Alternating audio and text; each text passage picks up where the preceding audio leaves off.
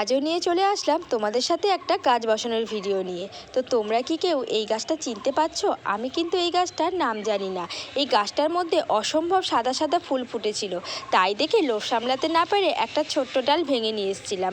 আর আজ দেখো গাছটি কত সুন্দর হয়ে গেছে। আর আগের ভিডিওতে দেখিয়েছিলাম যে এই বালতির মধ্যে যে দোপাটি ফুল গাছটা ছিল সেই গাছটা আমি তুলে দিয়েছিলাম, আর তোমাদেরকে বলেছিলাম যে এই বালতির মধ্যে অন্য একটা গাছ বসিয়ে দেবো।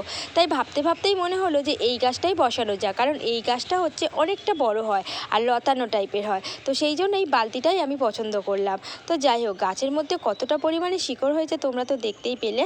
আর আমি কিন্তু এই গাছটি কোকোপিটের মধ্যে বসিয়েছিলাম, আর কত সুন্দর রুটস বেরিয়েছে। তো যাই হোক, এখন আমি গাছটিকে বালতির মধ্যে বসিয়ে দিচ্ছি আর ভরপুর মাত্রায় মাটিও দিয়ে দিলাম। তারপর আমি একটা স্যাপফাঙ্গাসাইড জল গুলে আমি এই বালতির মধ্যেই পুরো ভরপুর মাত্রায় জল দিয়ে দিলাম, আর কিছুদিন আমি ছায়াযুক্ত জায়গায় রেখে দেবো। তারপরে আমি ফুল সানলাইটে দিয়ে